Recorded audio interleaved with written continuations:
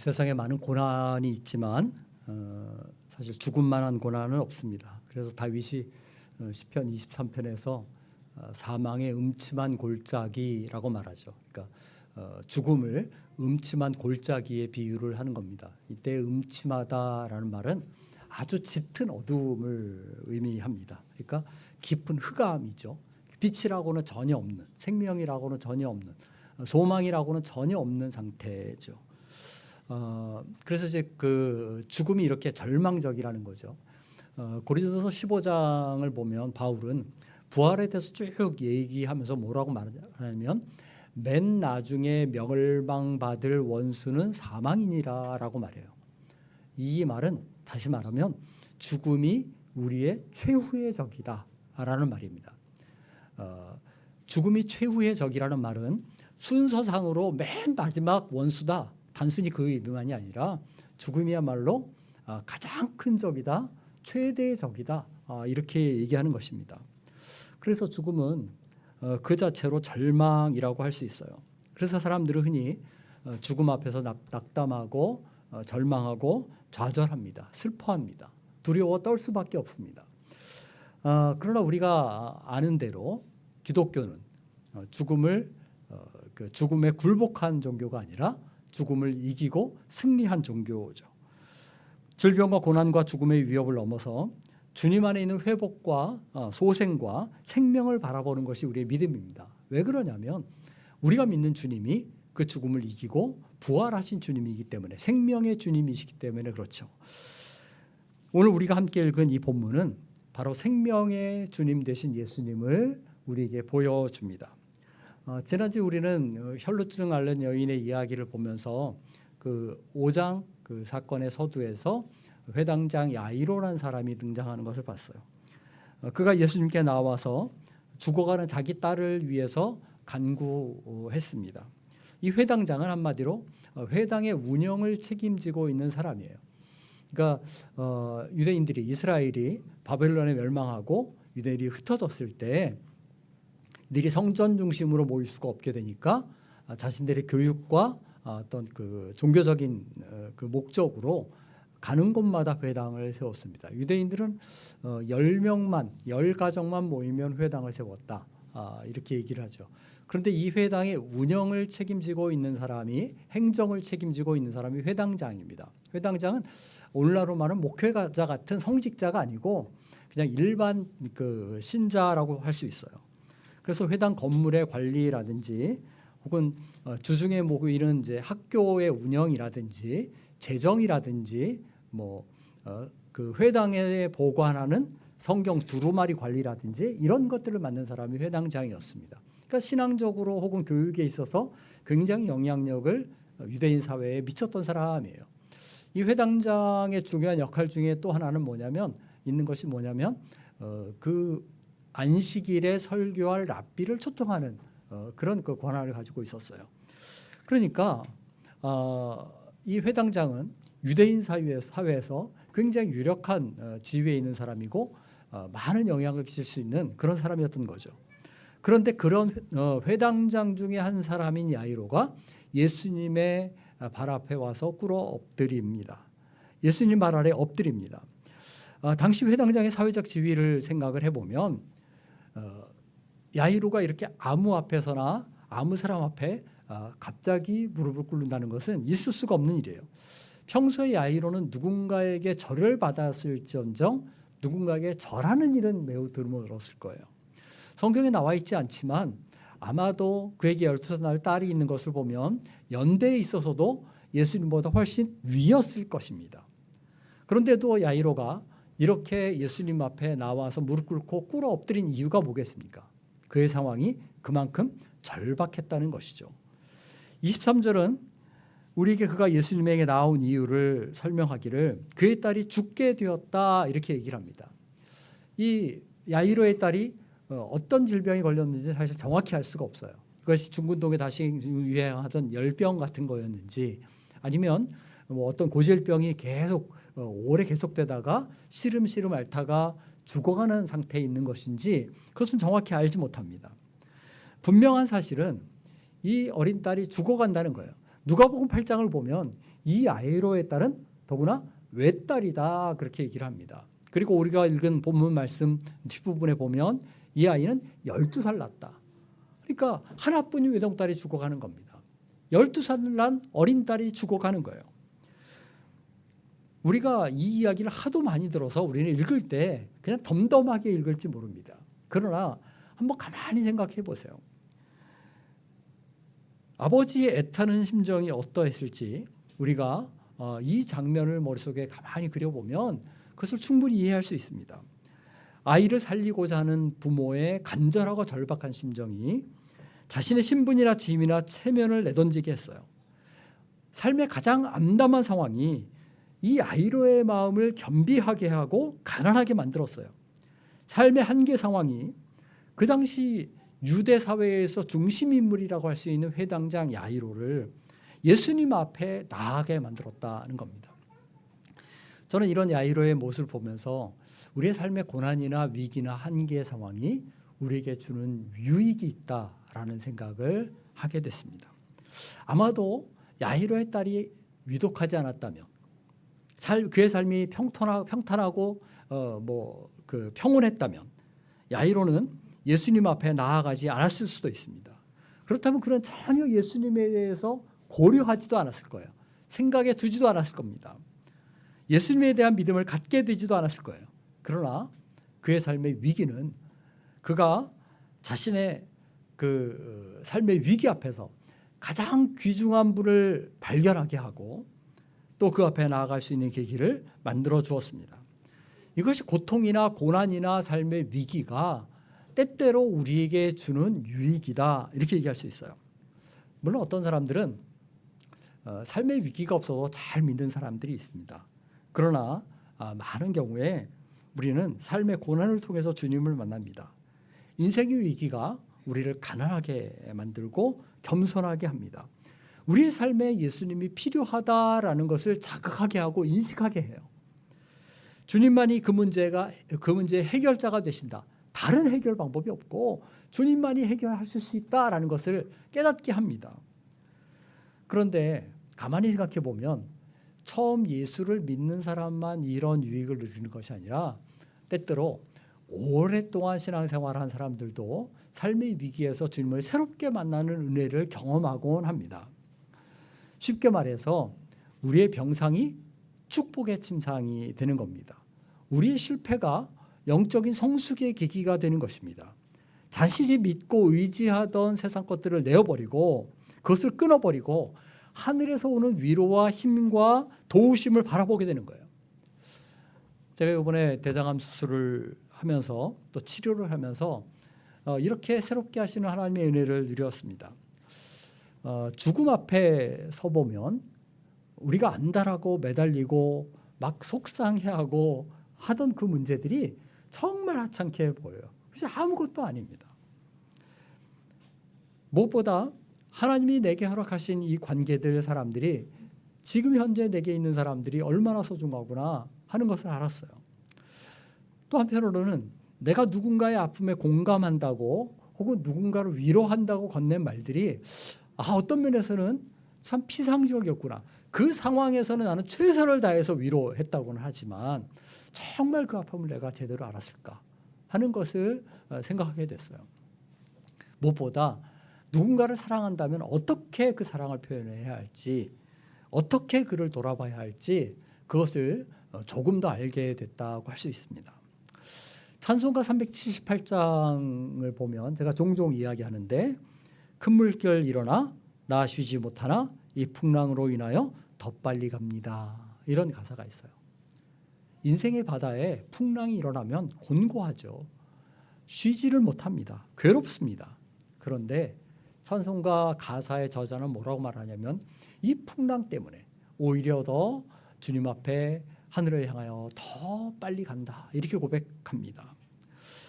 고통에는 뜻이 있다든지 고통은 하나님의 기회라든지 고통은 변장된 축복이다라고 말하는 것이 다 이런 의미예요. 오늘 저와 여러분의 삶에 어떤 고난이 있고 어떤 위기가 있는지 한번 돌아보시기를 바랍니다. 어떤 고통이 여러분의 삶에 있습니까? 고난과 고통이 극심하다고 해서 주저앉거나 낙심할 일이 아닙니다. 오히려 그것으로 인해서 주님께 더 가까이 나아가고 주님을 더 새롭게 만나는 우리 한누리 가족들 되시기를 간절히 바랍니다. 자, 24절을 보면 야이로의 간절한 요청이 예수님이 야이로를 따라서 그의 집을 향해 가셔요. 그런데 도중에 우리가 지난 문제에 본 것처럼 12의 혈루증 앓는 여인을 만나게 되고 그를 고쳐주는 일이 있게 됩니다. 그래서 시간이 지체가 되죠. 이렇게 시간을 지체하는 사이에 어떤 일이 벌어져요? 이 딸이 죽고 맙니다. 그래서 야이로의 집에서 사람들이 와서 말하기를 이제 아이가 죽었으니까 굳이 억지로 선생님을 데리고 모시고 집에 갈 필요가 없습니다. 이렇게 말합니다. 그런데 곁에서 그 말을 들으시던 예수님이 야이로에게 뭐라고 말씀하셔요? 두려워하지 말고 믿기만 하라라고 말씀하셔요. 그리고 베드로와 야고보와 요한을 데리고 야이로의 집으로 가십니다. 많은 사람들은 아마 어리둥절했을 거예요. 의아했을 거예요. 도대체 주님에게 무슨 꿈꾸기가 있나라고 생각했을 것입니다. 그런데 야이로의 집에 도착하신 예수님의 행동은 사람들을 더 의아하게 만들었어요. 예수님의 일행이 거기에 도착하니까 거기엔 많은 사람들이 모여 있었습니다. 요즘 우리가 도시 생활을 하기 때문에 이웃에 대해서 잘 몰라요. 그죠? 한 아파트의 한 건물에 살아도 옆집에 누가 사는지 잘 모릅니다. 심지어 옆집에서 사람이 죽어도 알 수가 없어요. 아주 심한 경우는 사람이 죽어서 시신이 부패하고 냄새가 나고 많은 날이 흘러도 그것을 인지를 못합니다. 그런데 예수님 당시의 이스라엘 촌락들은 전혀 달랐죠. 오늘날 우리의 시골 동네들 같아요. 그래서 이웃을 다 압니다. 서로가 서로의 삶에 깊이 개입되어 있었어요. 그래서 야이로의 딸이 죽었다는 소식이 들리자마자 그 이야기는 온 동네에 다 퍼져나갔을 겁니다. 더구나 야이로가 지역사회에서 영향력 있는 사람이다 보니까 너나 없이 위로한다고 몰려들었을 거예요. 38절 보면 그렇게 모여든 사람들이 떠들고 울며 심히 통곡하고 있었다 이렇게 말합니다. 여기 떠든다는 말은 예전 성경은 헌화한다. 좀 어려운 말을 썼어요. 헌화라는 말을 썼습니다. 이것은 이제 무리가 모여서 소동을 부린다라는 의미를 가진 그 한자어입니다. 한마디로 말해서 야이로의 집은 굉장히 혼란스럽고 소란했어요. 거기에는 호기심을 가지고 기웃대는 사람도 있었을 겁니다. 안타까운 마음으로 유족을 위로하려는 사람도 있었을 거예요. 그런데 심지어 그 중에는 돈벌이 때문에 온 사람도 있었습니다. 여기에 보면 울며 심히 통곡하는 사람들이 있었다 이렇게 얘기하는데 이 울며 심히 통곡하는 사람들 가운데는 가족이나 친척들만 있었던 것이 아닙니다. 말하자면 전문적인 호국군들이 있었던 거죠. 그러니까 장례식장에 가서 울어주는 역할을 하는 사람들이 있었던 거예요. 이 사람들은 돈을 받고 상가에서 곡을 하는 사람들이었습니다. 마태복음을 보면 거기에는 심지어 피리 부는 사람도 있었다. 이렇게 얘기합니다.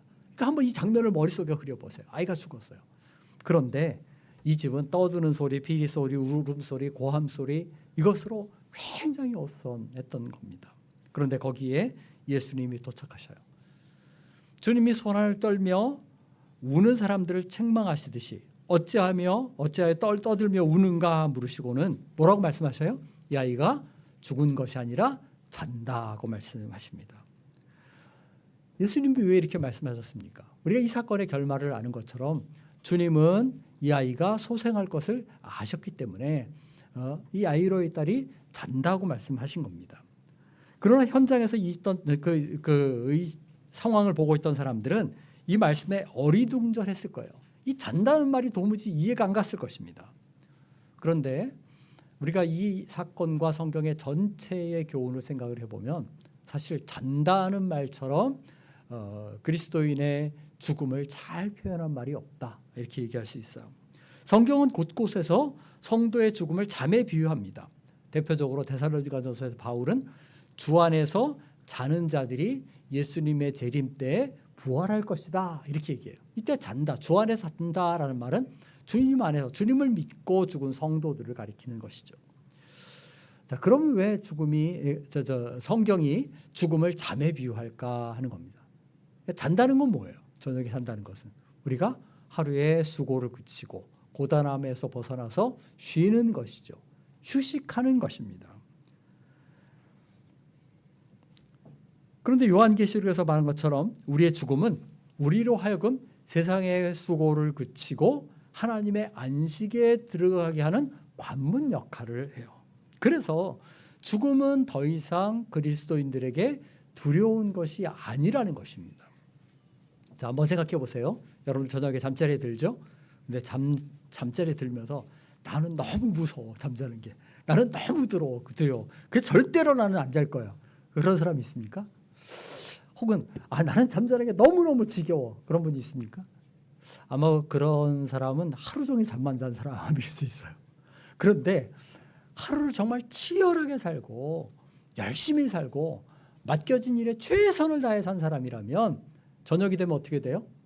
그냥 말 안 해도 잠을 잡니다. 제가 최근에도 거의 하루에 이제 10,000보 안팎을 걷기 때문에 그런데 그 전에 안식년 때 로마에 이제 갔을 때 많이 걸었을 때 하루에 한 30,000보를 걸었어요. 근데 그렇게 하루를 보내고 저녁에 방에 딱 들어오면 9시만 돼도 견딜 수가 없어요. 그냥 쏟아져서 정신없이 자는 거예요. 이게 이제 특징이죠. 무슨 말이냐면 우리가 참으로 세상에서 하나님이 우리에게 맡기신 일에 최선을 다하고 충성을 하고 치열하게 그 삶을 살았다면, 그리고 믿음으로 우리의 죽음을 바라본다면 우리는 죽음 앞에서 두려워할 것이 없다는 거예요. 물론 세상에서 우리가 사랑하는 이들과 잠시 이별하는 것, 그건 슬픈 일이죠. 그러나 죽음이 두렵고 거리끼는 것이 되지 않는다라는 것입니다. 더구나 성경이 죽음을 잠에 비유하는 것은 깨어남 때문이죠. 저녁에 잠자리에 드는 사람은 아침에 깨어날 것을 바라봅니다. 그렇게 우리는 누구도 저녁에 잠자리에 들면서 잠자는 것이 무섭다, 잠자는 것이 두렵다 하는 사람이 없어요. 모두 새 아침의 깨어남을 기대합니다. 주 안에서 죽는 자들 역시 이런 깨어남의 소망이 있어요. 부활에 대한 바람이 있습니다. 주 안에서 새날을 맞을 소망이 있어요. 그러기에 우리에게 죽음은 무엇과 같다? 잠과 같다라는 것입니다. 물론 예수님이 야이로의 딸이 죽은 것이 아니라 잔다고 말씀하신 것은 그 소녀의 소생을 바라보신 때문일 겁니다. 그러나 성경 전체의 가르침에 비추어 보면 이때 예수님이 그 사람들에게 일깨우리려고 하셨던 것은 죽음은 영원한 무의식 상태 같은 것이 아니라는 것이죠. 그래서 이제 종종 그리스도인들이 장례식장에서 혹은 고인에 대해서 인사를 건넬 때 조심해야 할 필요가 있어요. 영면이라는 말을 쓰지 말아야 합니다. 그리스도인에게 영면은 없어요. 영면이라는 것은 영원한 수면이에요. 그리고 연결이라는 것도 없어요. 우리 연결식이라고 말하면 안 됩니다. 그 영원한 결별이잖아요. 근데 우리는 주 안에서 다시 만날 소망이 있어요. 우리는 영면하지도 않습니다. 또 어떤 때는 이제 명복이라는 말을 쓰는데, 명복이라는 말도 사실은 기독교적인 용어가 아닙니다. 그래서 명복을 비는 일은 잊지 말아야 돼요. 여러분들이 조심하셔야 되는데, 오히려 그리스도인들에게 합당한 이제 용어는 하나님 주시는 위로와 하나님의 위로가 함께 하시기를 빕니다. 하나님의 위로하심으로 그렇게 위안을 얻기 바랍니다. 이렇게 인사하는 것이 더 바람직합니다. 어찌됐든 예수님은 죽음이 영원한 멸망이 아니다라는 것을 이 시간에 사람들에게 일깨우신 겁니다. 생명의 부활을 전제한 휴식이 죽음이다라는 것을 가르치신 겁니다. 하지만 이때의 야이로의 집에 있던 사람들은 이런 내용을 이해할 수가 없었어요. 그래서 소녀가 잔다고 했을 때 그것을 받아들이지 못합니다. 그래서 어떻게 해요? 어떤 반응을 보입니까? 저희가 조롱했다, 비웃었다, 그렇게 얘기를 합니다. 왜냐하면 그들로서는 어이가 없는 일이죠. 아이가 죽는 것을 분명히 목격했어요. 그런데 그 아이가 자고 있다고 말하니까 이것은 정말 엉뚱한 이야기입니다. 그들은 예수님 말씀을 비웃습니다. 이것이 이성과 합리성과 논리에 매여서 하나님의 역사를 받아들이지 못하는 사람들이 보이는 대표적인 반응이에요. 우리가 사도행전 2장에서 오순절 성령 강림 때 이야기를 보지 않습니까?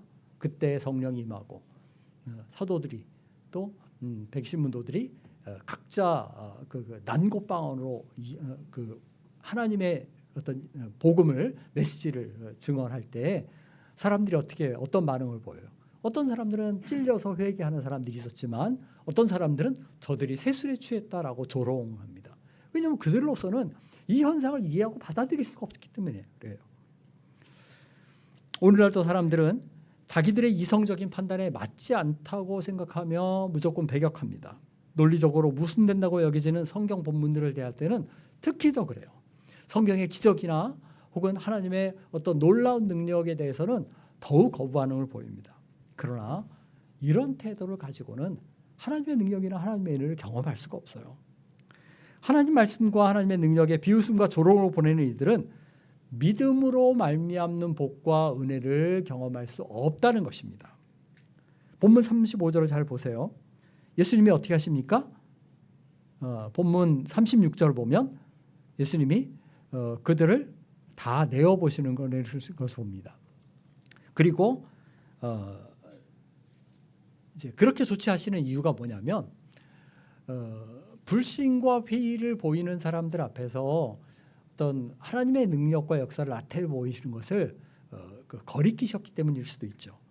그런 사람들은 만약 이 사람들이 거기에서 그런 능력을 목격하고 목도하면 어떤 반응은 어떻게 되겠습니까? 그것으로 인해서 하나님을 알기보다는 어쩌면 그 하나님의 능력과 역사를 자기의 이기심과 욕심의 방편 도구로 활용할 가능성이 더 많아요. 그 대표적인 예가 뭡니까? 사마리아의 성에 베드로가 갔을 때 성령이 임하는 사건이 벌어지죠. 그죠? 근데 그 성령의 능력을 목도하고 경험한 그 마술사 시몬이 어떻게 이야기합니까?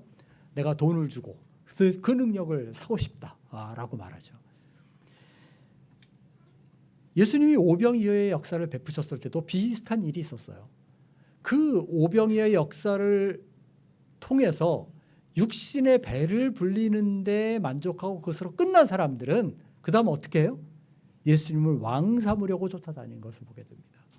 그러니까 그 사건의 이면에서 있는 그 사건이 보여주는 예수님의 어떠하심을 생명의 떡이 되시고 생명의 주님 되심을 인식하지 못하는 거예요. 현상만 보기 때문에. 마지막 43절 보면 예수님은 이 일을 아무에게도 알리지 못하게 하라고 경계하십니다. 그런데 앞서 말한 것처럼 이미 온 동네 사람들이 거기 모여들었잖아요. 그렇죠? 아무리 그렇게 입단속을 해도 이것이 알려지지 않을 리가 없어요.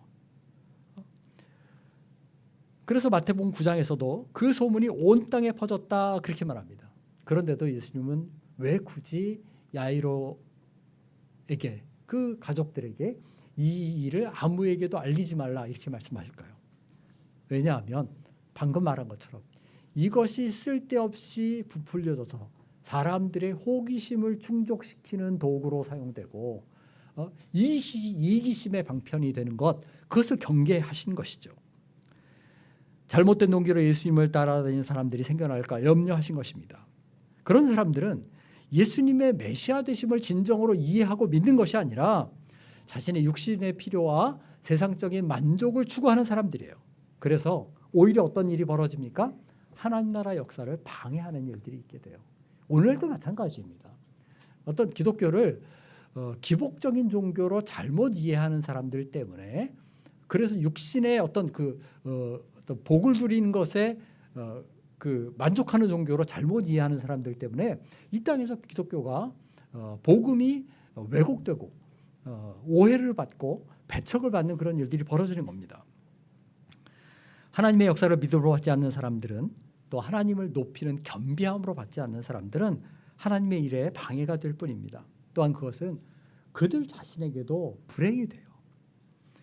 그 일이 하나님 앞에 나아가게 하는 방편이 되는 것이 아니라 육체의 욕심을 이루는 결과를 가져오고 결국은 멸망으로 더 치달아가는 결과를 낳기 때문입니다.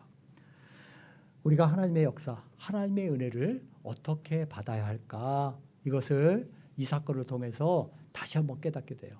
오직 믿음으로, 철저하게 믿음으로만 하나님의 은혜를 간구하고 받아들여야겠다 하는 것입니다. 자, 예수님이 조롱하고 비웃는 무리를 집에서 내보내십니다.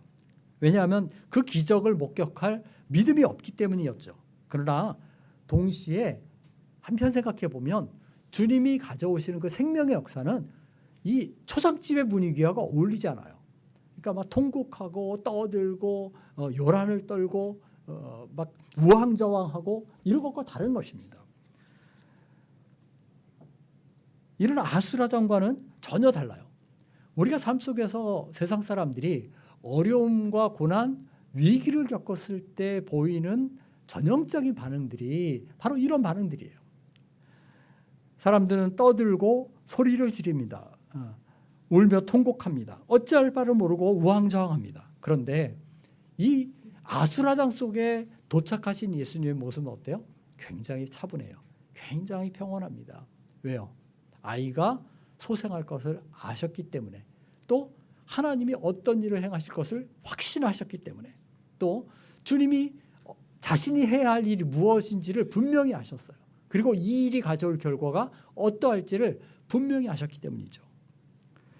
이 초상집 사람들의 태도와 예수님의 태도는 하나님을 믿고 의뢰하는 사람과 그렇지 않은 사람의 대조적인 태도를 보여줍니다. 우리가 참으로 하나님을 신뢰하는 사람이라면 삶의 고난과 어려움에 직면해도 우왕좌왕하고 떠들고 소리 지르고 낙담하고 좌절하고 통곡하는 일은 없을 거예요. 심지어 나 자신이나 내가 사랑하는 사람들의 어떤 죽음의 직면에서도 우리는 그런 반응을 보이지 않을 것입니다. 물론 아까 말한 것처럼 우리가 사랑하는 사람을 이별하는 것은, 잠시 헤어지는 것은 슬픈 일이에요. 그래서 울 수 있고 눈물도 보일 수 있어요. 그런데 아무런 소망이 없이 모든 것이 다 끝난 것처럼 불신에 가까운 과도한 슬픔을 보이는 것은 그리스도인들에게 어울리지 않는다 하는 것입니다. 우리가 당하는 삶의 고난이야말로 우리의 믿음을 가장 잘 드러내 보일 수 있는 계기예요. 오늘 사람들이 오해하기를 삶이 형통하고 부유하고 잘 나가고 그러면 우리의 믿음이 잘 드러날 것처럼 생각을 하죠. 그런데 그렇지 않습니다. 사실은 우리의 믿음이 가장 확연하게 드러나는 것은 우리의 삶의 고난 가운데서요. 우리의 삶의 위기 가운데서입니다. 우리가 한계 상황에 처했을 때 어떤 반응을 보이느냐가 우리의 믿음을 보여줘요. 고난과 어려움에서 질병과 삶의 위기를 직면했을 때, 죽음이 우리 삶에 닥쳤을 때 우리는 어떤 모습을 보이는가 한번 돌아보시기를 바랍니다. 이제 주님이 세 제자와 함께 아이의 부모만을 데리고 소녀가 있는 방에 들어가시죠. 그리고 아이의 손을 잡고 달리다굼 하셔요. 이 말은 이제 당시에 이스라엘 사람들이 쓰던 아람어입니다. 아람어인데 마가는 이것을 번역하기를 소녀야 내가 네게 명하노니 일어나라라는 것이라고 설명합니다. 이 말씀을 주님이 하시니까 소녀가 일어납니다. 이번에도 즉각 곧 일어나요. 지체하지 않고. 그러니까 주님이 말씀하시니까 아이가 눈을 깜빡거리다가 손을 조금 움직이다가 조금 몸이 회복되다가 살아난 게 아니에요. 그 즉시 일어나서 걸어다녔다. 이렇게 얘기를 합니다. 그러니까 가장 절망적인 상황이 일시에 일거에 해소된 것입니다. 여기서도 예수님의 생명의 역사는 즉각적이고 완전했어요. 앞서 12의 혈루증 앓는 여인의 치유에서도 그랬던 것처럼 하나님의 역사는 가장 암울한 절망적인 상황을 소망이 가득한 생명의 상황으로 바꾸어 놓습니다. 저는 이것이 단순히 성경시대 이 성경책 안에 있는 이야기만 아니라고 생각을 합니다. 오늘 우리의 삶에서도 마찬가지예요. 예수님 안에서 우리의 절망이 소망으로 바뀝니다. 예수님 안에서 우리의 슬픔이 기쁨이 됩니다. 무가치하게 여겨졌던 자신의 존재가 얼마나 소중한지 그것을 깨닫게 돼요. 삶의 목표가 없이 방황하던 사람들이 인생의 목적을 발견합니다. 예수님 안에서 우리의 위기는 하나님을 새롭게 만나는 기회가 된다는 것입니다. 자, 그러면 중요한 것은 뭐냐면 어떤 사람이 이런 은혜를 경험할 수 있는가 하는 것입니다. 어떤 사람이 이런 복과 은혜를 누릴 수 있는가? 36절 보세요. 뭐라고 말합니까? 두려워하지 말고 믿기만 하라라고 말해요. 두려워하지 말고 믿기만 하라. 삶의 위기 앞에서, 고난 앞에서, 한계 상황 앞에서 두려워하지 않는 사람이 이런 은혜를 누린다는 거예요. 그럼 어떤 사람이 두려워하지 않느냐? 그 사람은 믿음이 있는 사람이다 라고 말해요. 하나님을 신뢰하는 믿음이 우리의 두려움을 몰아냅니다.